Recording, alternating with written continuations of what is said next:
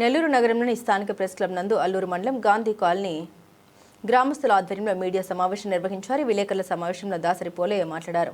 నెల్లూరు జిల్లా అల్లూరు మండలం ఆర్డీఆర్ గిరిజన కాలనీ వద్ద జలవనరుల శాఖకు సంబంధించిన పంట కాల్వల్ని కొంతమంది వ్యక్తులు పంట కాల్వల్ని పూడ్చివేసి రేపటితో కలిగిన బంకుల్ని ఏర్పాటు చేశారని, ఈ విషయంపై కాలనీ వాసులం అందరం కలిసి స్థానిక అధికారులకు తెలియజేశామని, అదేవిధంగా జలవనరుల శాఖ అధికారులకు తెలియజేశామని, దీనిపై ఎటువంటి స్పందన లేదని, ఈ విషయం గత వారం జిల్లా కలెక్టర్ను కలిసి ఫిర్యాదు చేశామని, ఈ విషయమై ప్రభుత్వం అధికారులు విచారించి జలవనరుల శాఖకు సంబంధించిన కాల్వను పునరుద్ధరించి వర్షం సమయంలో నీటిపారుదలకు ఇబ్బందులు లేకుండా చర్యలు చేపట్టాలని, ఆక్రమణ తొలగించాలని ప్రభుత్వానికి విజ్ఞప్తి చేశారు.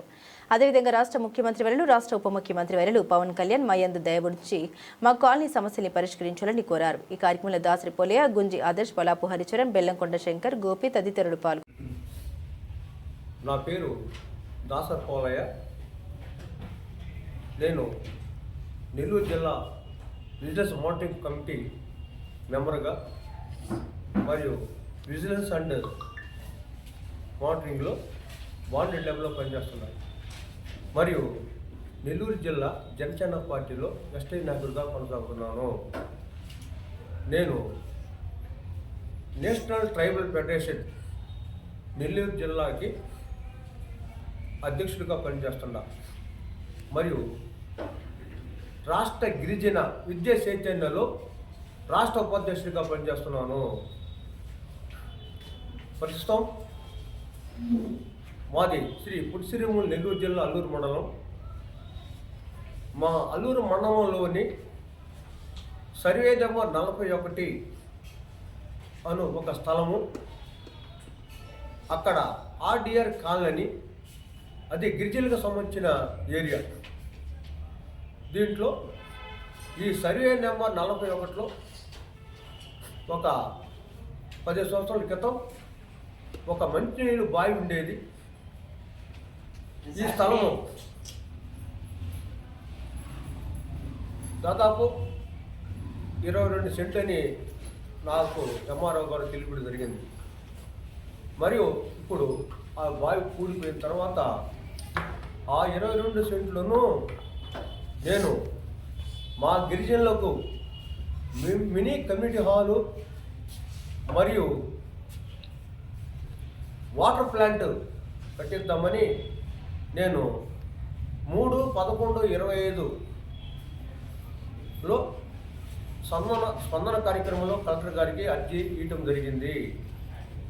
మరియు ఈ మధ్య కూడా నేను 2 సార్లు ఎంఆర్ఓ గారికి, ఎంపీఓ గారికి, నగర పంచాయతీ కమిషనర్ గారికి తెలియజేయడమైనది.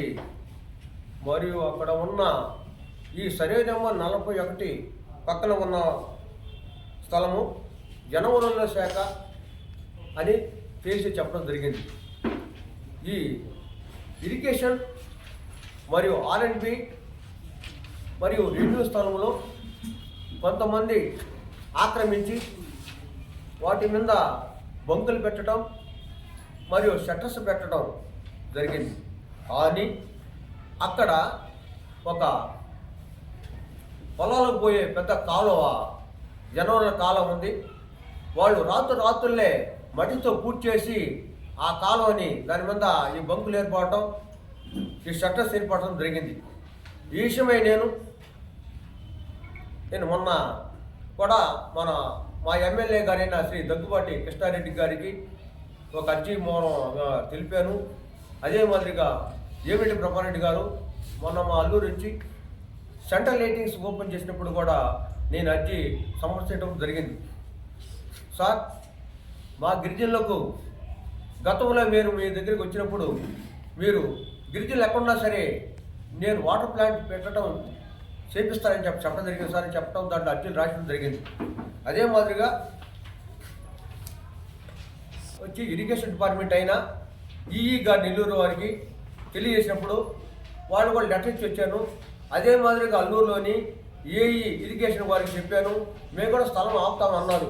కానీ అక్కడున్న ప్రభుత్వం వారు ఇంతవరకు దాని గురించి పట్టించుకోలేదు. మరియు నేను పోయిన వారంలో నేను 100కి ఫోన్ చేసి వచ్చినప్పుడు పోలీసు వాళ్ళు వచ్చి ఇది గవర్నమెంట్ స్థలం అయ్యా, మీరు ఎట్టా ఆక్రమిస్తారు అడిగినప్పుడు వాళ్ళు కూడా లెక్క చేయకుండా రాత్రులే వాళ్ళు వచ్చేసి ఆక్రమణలకి ఈ ఇరిగేషన్ స్థలము, R&B స్థలము మరియు రెన్యూ స్థలం కాబట్టి ఎట్టా వాళ్ళు ఆక్రమిస్తారు. దీనివల్ల రేపు వర్షాకాలం వచ్చినప్పుడు ఆ కాలువ పుడిచారు కాబట్టి మా గిరిజన కాలువ ఎంత మునిగిపోది. గతంలోనే అదే 22లో ఒకసారి నవంబర్లో వర్షం వచ్చినప్పుడు ఇదే మాదిరిగా గత ప్రభుత్వం కూడా నేను ఎమ్మెల్యే గారి కానీ కలెక్టర్ కూడా అర్జీ పెట్టి, సార్ ఇలాంటి కాలువలు ఇరిగేషన్ కాలువలు వచ్చేసి రోడ్డు పక్కన ఉండడం వలన అవి పూర్తి చేసిన తర్వాత ఆ నీళ్ళు వచ్చి మా కాలువ మునిగిపోతాయి సార్ గిరిజన నుంచి కూడా చెప్పడం జరిగింది. దీనికోసం ప్రభుత్వం శ్రద్ధ తీసుకొని మాకు ఈ విషయంలో తోడ్పడాలని మేము కోరుతున్నాము. మరియు ఈ విషయంలో ఇంతవరకు ఎవరు ప్రకటించుకోలేదు కాబట్టి నేను కూట ప్రభుత్వం అయిన శ్రీ చంద్రబాబు నాయుడు గారి సీఎం గారికి మరియు మా డిప్యూటీ సీఎం అయిన పవన్ కళ్యాణ్ గారి దృష్టికి తీసుకెళ్తారని నేను మిక్కిలి కోరుతున్నాను.